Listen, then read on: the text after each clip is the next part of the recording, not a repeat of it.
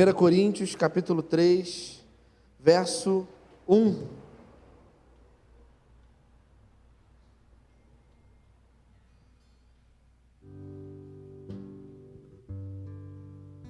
Diz assim: leite vos dei por alimento, e não comida sólida, porque não a podeis suportar, nem ainda agora podeis, porquanto ainda sois carnais.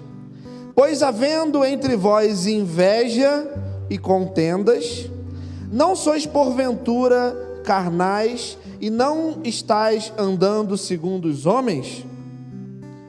Porque, dizendo um, eu sou de Paulo, e o outro, eu sou de Apolo, não sois apenas homens? Pois, que é Apolo e que é Paulo, senão ministros pelos quais crestes?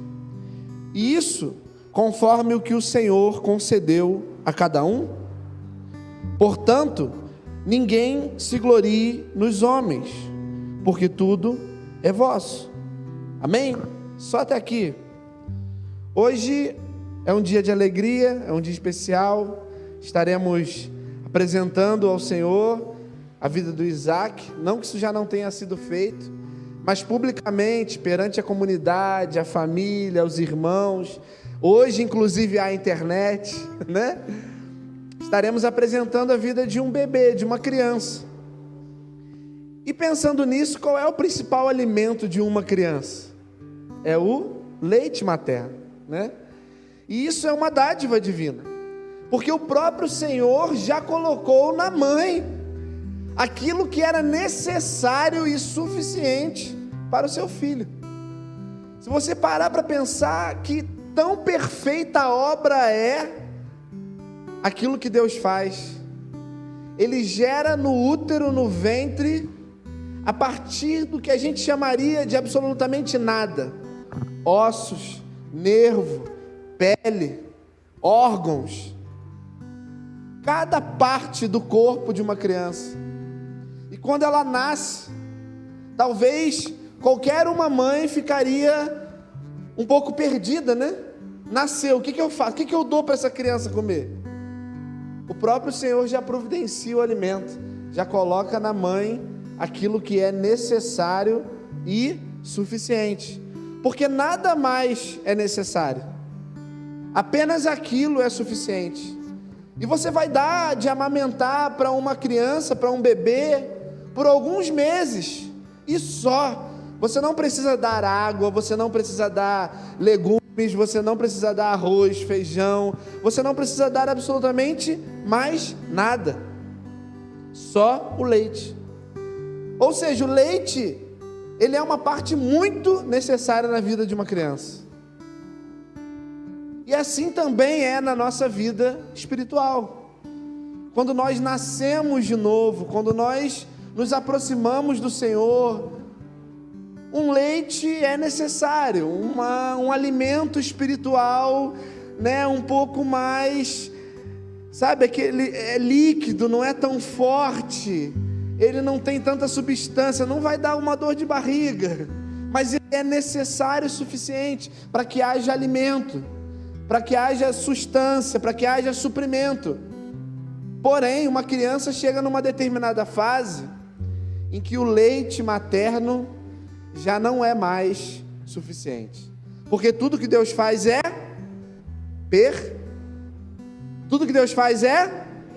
perfeito, amém? Então ele sabia que se deixasse, uma mãe pelo seu zelo amamentaria o filho até ele se tornar adulto, porque se aquilo que Deus deu a ela e ela pode dar ao seu filho, quando que ela iria querer negar isso a ele? Mas como tudo que Deus faz é perfeito, existe um tempo determinado, e aí chega um determinado tempo em que somente aquele leite já não é mais suficiente. Então começa-se a introdução alimentar. Aí já está lá na fase do tel, né? Já come um feijãozinho, já tem um legume, já toma um suquinho. E daqui a pouco a comida já vai ficando um pouco mais sólida. Daqui a pouco a mãe já não precisa mais amassar, fazer aquela sopinha que vai no liquidificador. Daqui a pouco já está igual os meus lá, garfo e faca. Já vai no McDonald's, não come mais o McLanche feliz, já pede um Big Mac. Ou seja, daqui a pouco já não tem mais diferença, já está comendo igual. Daqui a pouco a gente já não pode sentar no restaurante e falar para o gerente assim: dá para cobrar meia aqui das crianças? Não dá, por quê? Porque o alimento já é sólido. Porque precisa de algo a mais. E o que eu estou querendo dizer a respeito dessa mensagem? E o tema da palavra de hoje é responsabilidade. O apóstolo Paulo está falando assim: olha, eu não dei comida sólida para vocês ainda, porque vocês ainda não podem suportar, vocês ainda estão tomando leite, vocês ainda estão em algo líquido, vocês ainda estão numa fase da qual vocês já deveriam ter saído, faz tempo. Vocês ainda estão dependentes de alguém para alimentá-los. Ele está trazendo aqui um chamamento de responsabilidade sobre aquele povo. E aí eu quero te fazer uma pergunta: será que a nossa responsabilidade com o reino de Deus está baseada na responsabilidade das outras pessoas? Será que o que o outro faz afeta a minha fé em Deus? Porque por um tempo é bom que tenhamos nós, pastores, mentores, pessoas para nos instruir na fé, mas é necessário que chegue um tempo que você passe a comer uma comida sólida, em que a sua fé esteja firmada, que você não dependa mais de uma aprovação humana. Obviamente, um vai sempre ajudar o outro, a Bíblia vai sempre tratar o corpo de Cristo no coletivo, mas o que eu estou querendo te dizer é: a sua fé está estabelecida naquilo que você crê ou naquilo que o outro faz? Será que o escândalo do pastor A ou do pastor B abala a sua fé? Ou ela está firmada numa rocha que é inabalável?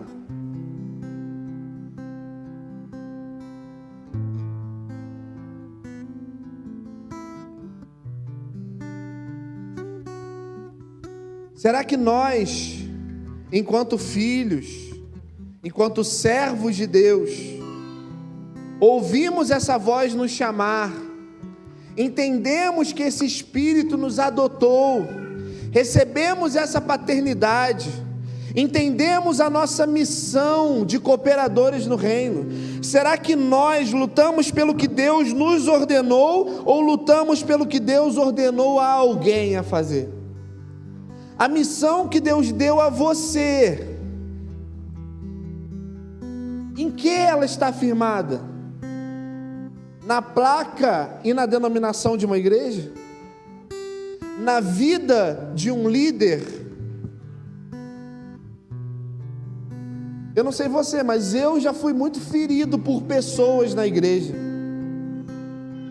E confesso que isso por um tempo até chegou a parecer que iria abalar a minha comunhão e a minha vida com Deus. Porque como seres humanos, a primeira coisa que a gente faz é: vou abandonar ao Senhor. Já viu que coisa engraçada? Quando o ser humano precisa de alguma coisa, ele corre para Deus. Mas quando ele perde alguma coisa, ele corre de Deus. As pessoas terminam um relacionamento, o que elas fazem? Saem da igreja. E o que Deus tem a ver com as suas escolhas erradas, com as suas atitudes erradas? Nada. Então será que a missão que Deus nos deu, será que nós estamos lutando por aquilo que Deus nos ordenou? Porque às vezes Deus te falou: vai, filho meu, sai da tua tenda, faça isso. Será que um dia você esqueceu da voz que você ouviu te chamar, e hoje você luta por aquilo que os outros te disseram? A missão do outro não é maior do que a sua missão. Porque para Deus, sempre aquilo que é individual vai cooperar com o coletivo. Então, quando nós olhamos para algo grande, para algum movimento grande, isso não é para menosprezar aquilo que fazemos, porque o nosso pequenininho, ele é uma porção pequena, mas é uma porção da obra do Senhor aqui na terra. Amém, irmãos? Essa igreja com 30 membros é tão necessária quanto a igreja que tem lá em Belo Horizonte com 10 mil membros. E aquela igreja lá em cima do morro com 6 membros é tão necessária quanto essa igreja de 30 membros. E aquela igreja que nem tem um prédio físico, lá naquele país onde o evangelho nem pode ser pregado, que só tem 2 membros e é só um marido e uma mulher, só com uma chama acesa no coração, é tão necessária quanto aquela igreja de 6 membros. Então toda parcela, toda obra, todo chamamento, todo avanço do reino, ele é uma responsabilidade. Diga, eu tenho uma responsabilidade. Não, mas diga com convicção, eu tenho uma responsabilidade. Agora diga para você mesmo, eu não posso fugir das minhas responsabilidades. Não seja um covarde. Não se esconda atrás das suas desculpas. Não seja um covarde deixando de lado as suas responsabilidades por conta dos seus sofrimentos, porque a sua responsabilidade é maior do que o seu sofrimento. Mas como assim? Eu estou sofrendo, mas a responsabilidade que Deus te deu continua sendo sua. Apóstolos morreram pregando o evangelho. Mártires morreram pregando e anunciando o evangelho. Eles não desistiram da sua missão antes. Eu estou sendo perseguido, então eu vou desistir da minha responsabilidade. Então, escondido na minha caverna, um belo dia, um grupo de perseguidores me encontrou e então me degolou. Não. Eles continuaram no fronte de batalha, doentes, perseguidos, açoitados. Eu estou doente, continue com a sua responsabilidade. Eu estou sendo perseguido, continue com a sua responsabilidade. Se você crê de fato que você tem uma responsabilidade, e que foi Deus que te deu essa responsabilidade, então essa sua responsabilidade é muito maior do que qualquer desculpa que você possa colocar na frente dela. Mas eu ainda sou uma criança. Não. Deus te adotou como um filho. Deus diz que é necessário ser como uma criança para entrar no reino. Mas na verdade, Ele quer te transformar em homem e mulher aprovado. Ele quer te transformar em um pai, em uma mãe, em um pastor, em um mestre, em um evangelista, em um missionário. Deus não quer que você fique engatinhando na igreja. E hoje o que mais temos são cristãos adultos engatinhando na igreja. Homens barbados que não sabem quais são as suas responsabilidades dentro da casa do Senhor, dentro da sua própria casa, dentro do seu trabalho e dentro da sociedade. Não sabem se posicionar. Sabe por quê? Porque não entenderam que em Deus eles têm uma responsabilidade. 1 Coríntios, capítulo 3, verso 7. Essa tua garrafinha ainda tem água, amor?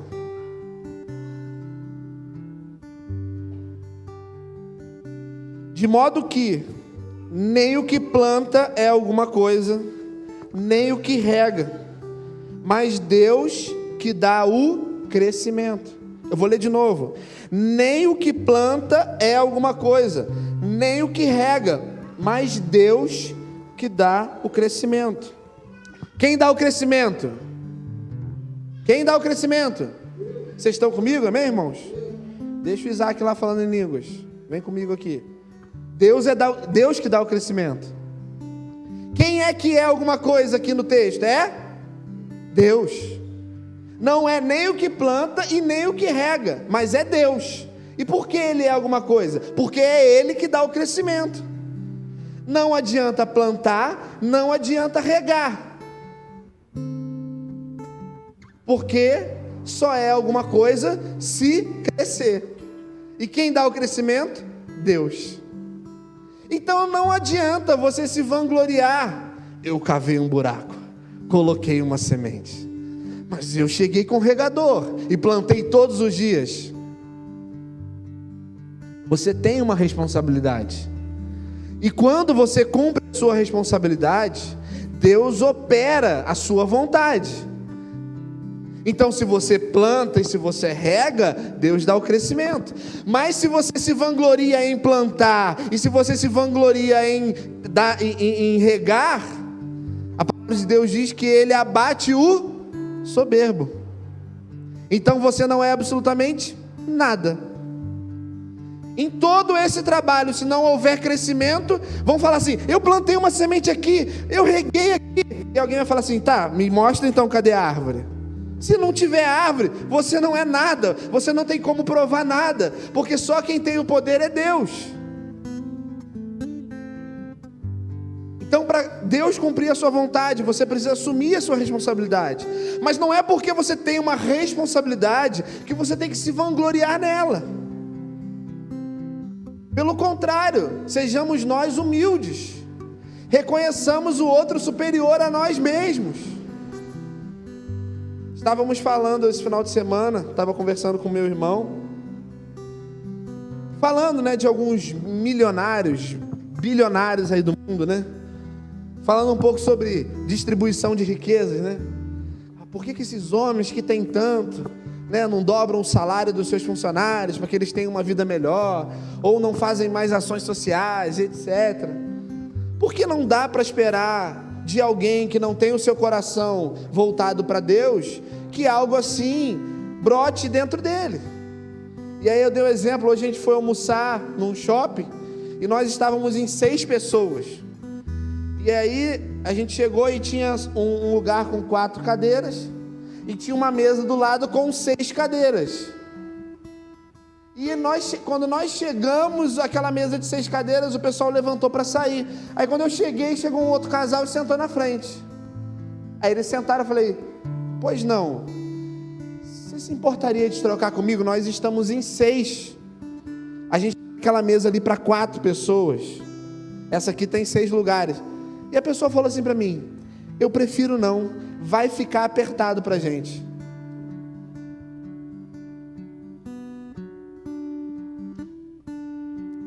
Dois numa mesa para 6.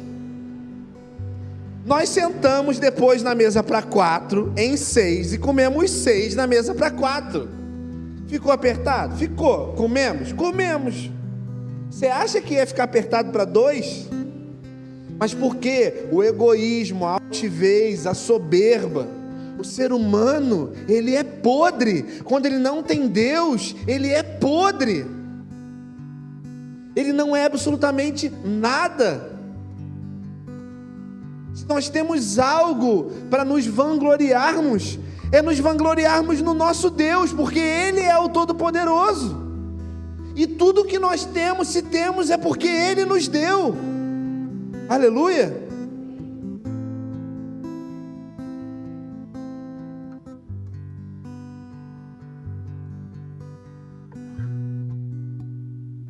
A sua maturidade, o seu nível de intimidade com Deus deve ser igual ou até mesmo maior do que a do seu pastor ou a do seu líder espiritual. Pode parecer um pouco suicida falar sobre isso. Em algumas igrejas talvez você nunca vai ouvir falar sobre isso. Sabe por quê?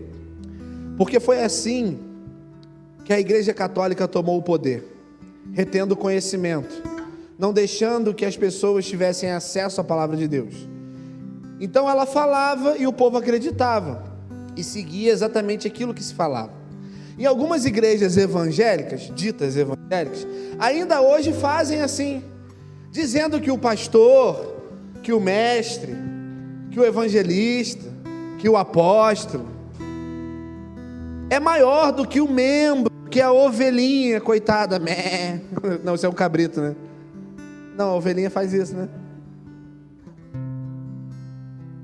Mas isso traz, sabe o quê? Um senso de diminuição, de falta de responsabilidade. Isso vai trazendo um entendimento de que a responsabilidade dele é muito maior do que a minha. Nossa, ele se consagra e vai no monte. Nossa, ele lê a Bíblia. Nossa, ele pega. Eu não sou nada, então eu não preciso me consagrar, não preciso ler a Bíblia, não preciso orar, não preciso jejuar, não preciso ajudar na igreja, não preciso dizimar, não preciso ofertar. Por isso que as pessoas hoje estão ligando o automático. Sabe o que é automático? Toma banho às 3h30, sai de casa às 5h30, chega no culto às 6h30, sai às 8h30 e volta para casa. Bate o ponto e vai embora. Pergunta o que o pastor pregou, não lembro. Pergunta quais são as músicas que foram tocadas, só as rápidas. Só sei os louvores, não gravei a adoração, né? Por quê? Porque as pessoas não têm um senso de responsabilidade, quando na verdade a palavra nos chama para um alinhamento de propósito. Efésios 4 vai falar que os santos, vai falar que aqueles que foram chamados para a obra do ministério têm como missão aprimorar os santos, ou seja, se há alguém que sabe menos, então que aprenda, então, e tenha o mesmo nível de conhecimento.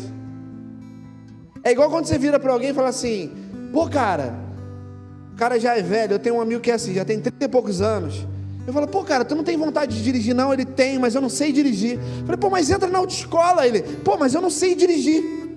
Eu falei, mas a autoescola ensina a dirigir. Você está entendendo? Tem crente que você fala assim, irmão, vou te dar uma oportunidade para dar uma palavra. Ai, mas eu não sei pregar. Então venha na escola dominical para você aprender sobre a Bíblia. Pregar é só despojar o que está no seu coração a respeito do que entrou através da Bíblia. Tem gago que prega, não tem? Não tem gago que prega?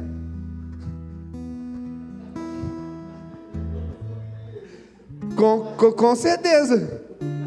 Tem mudo que prega, irmão. Mudo que prega. Tem cadeirante que prega. Tem pobre que prega. Tem rico que prega. Sabe o que significa? Nada. A sua condição, a sua cor, o seu status social, isso não muda absolutamente nada.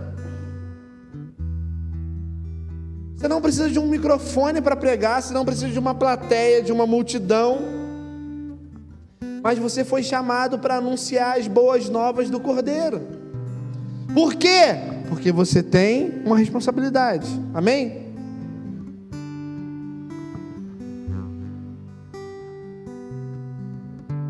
Uma coisa é você dizer que tem o Espírito Santo. Outra coisa é o Espírito Santo ter você. Porque uma coisa é falar assim, não, eu tenho Deus no meu coração, eu tenho o Espírito Santo dentro de mim, Ele habita dentro de mim. Outra coisa é o Espírito Santo falar contigo assim, acorda de madrugada, e você fala, eu não. Vai lá e ajuda aquela família, eu não. Vai lá e prega para aquela pessoa, eu não. Estende a mão para aquela mulher, eu não. Então o Espírito Santo não te tem. Então uma coisa é você falar que tem Ele, outra coisa é Ele poder dizer que tem você. Em que nível Ele te tem? Em que nível talvez Ele poderia dizer, eu tenho a vida da Jaqueline, eu tenho a vida do Marcelo, eu tenho a vida do Tito? A que ponto Ele tem o controle da sua vida? A que ponto Ele pode dizer, larga tudo e me segue? A que ponto Ele poderia virar para você e falar assim, vende tudo que tens e vem para algo que eu estou te chamando?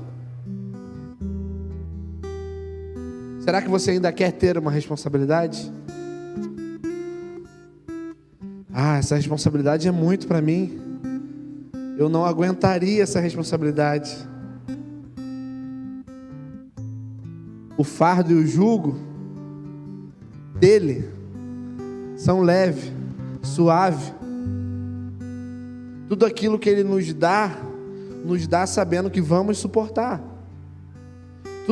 Tudo aquilo que ele vai nos designar, nos dá sabendo que nós vamos suportar. Talvez a mim, uma igreja de 30. Ao Luiz, uma igreja de 5.000. Uma igreja de 10.000. A outra, uma igreja de 5. Talvez eu não suportaria de 5.000. E nem o Luiz a de 30.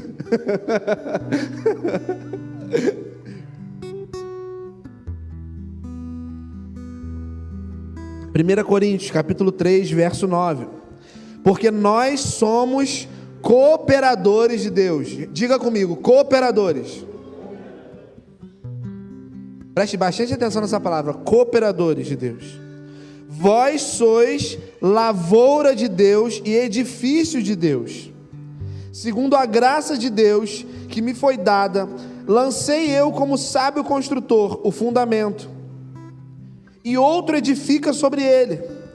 Mas veja cada um como edifica sobre ele, porque ninguém pode lançar outro fundamento, além do que já está posto, o qual é Jesus Cristo. A nossa denominação, ela não pode substituir o Evangelho por ideologia, estatutos. O fundamento de Cristo, ele já foi lançado. Não cabe a nós modificarmos, e sim proclamarmos. A sua denominação até pode te dizer, aqui não pode usar calça jeans, aqui não pode cortar o cabelo. Ela pode, usos e costumes. Isso pode ser um padrão cultural de um determinado lugar, mas ela nunca vai poder dizer, o fundamento não é Cristo. O Marcelo está aqui e vai me falar, Marcelo, dá para pegar uma casa e mudar o alicerce dela? Para fazer isso, você tem que fazer o que com a casa? Jogar no chão. Já existe um fundamento lançado. Sapata, ferro, concreto, né? Não é isso? A ordem é essa? Buraco, né? Ferro, concreto, viga, fundamento. Isso ninguém mais vê, está lá no fundo, debaixo da terra. Mas a partir dali você começa a subir. Aí você faz o primeiro andar, o segundo andar, o terceiro andar. Chega no quinto andar, bora mudar o alicerce? Tem que derrubar tudo. Para tentar mudar o alicerce, tem que jogar tudo no chão. E depois que jogar tudo no chão, você vai perceber que o alicerce que estava ali era o certo, era o necessário. Não adianta, não existe outro alicerce. É por isso que nós não temos que servir uma denominação, nós temos que servir a Cristo. Nós temos que servir ao Senhor. Você não serve a um pastor, você serve ao bom pastor, porque só há um bom. Por isso que nós até temos muitos casos, escândalos, líderes, mas a nossa fé não pode ser abalada. Sabe por quê? Porque estamos firmados em Cristo. Os líderes vão cair, e qual é o nosso papel? Ajudar com que eles se levantem, porque a palavra diz: bom é que sejam dois, porque se um cair, o outro ajuda a levantar. E não pisa na cabeça do que caiu, e não pisa na costela do que caiu. Não é pegar o que está com frio e jogar um balde de água com gelo em cima dele. Não é isso. E como eu li no início, porque nós somos cooperadores de Deus. Olha a importância dessa responsabilidade. Você é um ajudante, um cooperador de Deus. Olha que legal. Vou usar bastante você hoje, Marcelo.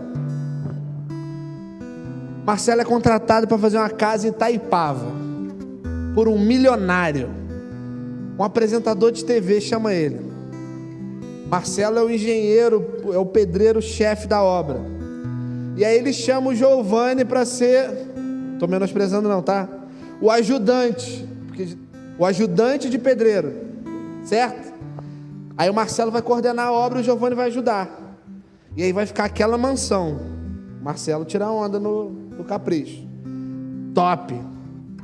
Daquele artista. Quando o Giovanni passar um dia de carro com a família lá, ele e o Isaac no carro, já mais velho, passando lá no Porsche conversível dele. Olha lá, filho, papai ajudou a construir aquela casa ali. Ele vai poder falar isso ou não? Sim ou não? Sim ou não? Sim. Por quê? Porque ele foi um cooperador. Ele foi um ajudante naquela construção. Deus escolheu nos ter como os seus cooperadores numa obra grandiosa. Deus escolheu dar a quem não tem absolutamente nada de precioso a oportunidade de participar de algo grandioso. Nós somos cooperadores de Deus, porém nós somos cooperadores. Ele não vai poder passar e falar assim, ó, o papai foi o papai que planejou, coordenou e executou aquela obra. Vai poder? Não. Quem foi que coordenou, planejou, executou? Nós somos cooperadores de Deus.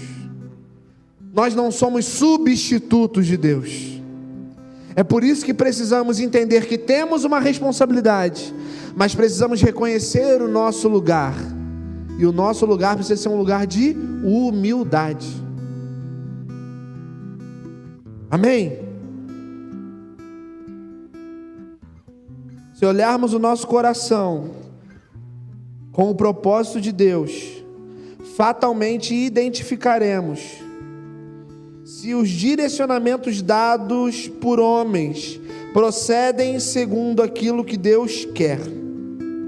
Você não precisa ficar refém de uma ordem ou planejamento humano. Faça da sua vida uma vida de relacionamento com o Pai. E aqui eu quero encerrar com 1 Coríntios, capítulo 4, verso 20. Porque o reino de Deus não consiste em palavras, mas em poder. Nós todos somos cooperadores. É necessário numa organização ordem. E é por isso que se chama organização. Ela precisa ser organizada. E numa organização, para haver ordem, vão haver, algumas tarefas, alguns cargos, algumas funções. E isso não significa que você tem que desrespeitá-los. Pelo contrário, você deve honrar a quem te serve no serviço eclesiástico. Honrar quem passa pano nesse chão, arruma essas cadeiras. Quem lava a louça, arruma os banheiros.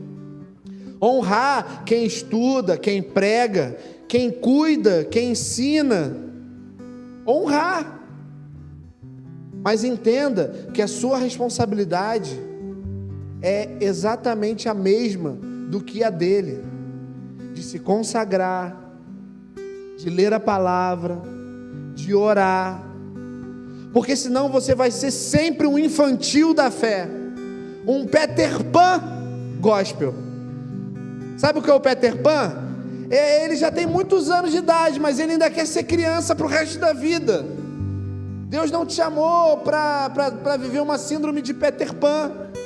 Você não vai ser um menininho para sempre. Vai chegar uma hora que você tem que acordar para a sua responsabilidade de servo, de cristão, e parar de dar desculpas e se esconder atrás de desculpa. É desculpa atrás de desculpa. Um dia o cachorro morreu, um dia o dedo inchado, um dia não tinha dinheiro na conta, outro dia eu estava fraco, outro dia eu estava triste. Se você estava triste, vem para a casa do Senhor para poder orar. Se você estava sem dinheiro, vem para a casa do Senhor para clamar por um emprego. Se você estava angustiado, vem derramar o seu coração diante de Deus, porque se não há um lugar melhor do que a presença de Deus para derramar essas aflições, então eu não sei aonde é. Se esse é o lugar que você se esconde, me desculpa, você é um fracassado, mentiroso, que se esconde atrás das suas desculpas. Você não ama Deus, você ama as suas desculpas. E você se esconde atrás de um rótulo dizendo que ama Deus, para poder comprar uma camisa gospel. É muito fácil botar uma camisa, botar eu amo a Jesus, mas não vive uma vida que condiz com essa mensagem.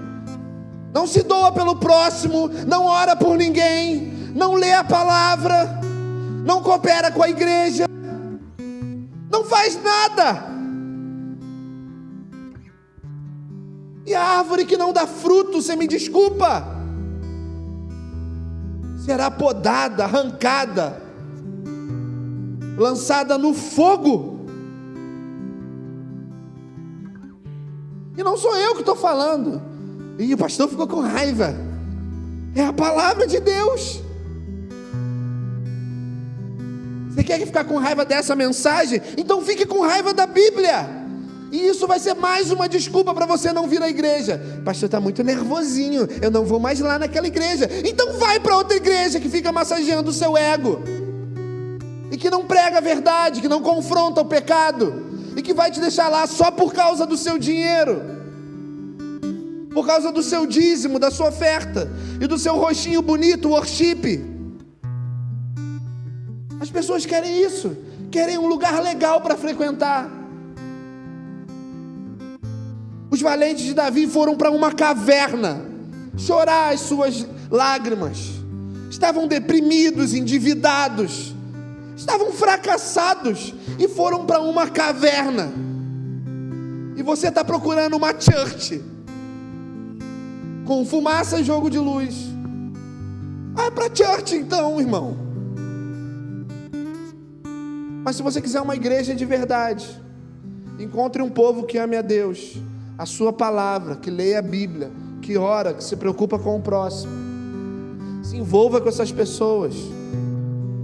Talvez elas possam não representar a church perfeita, mas se pareçam com o que a Bíblia diz que é um verdadeiro cristão.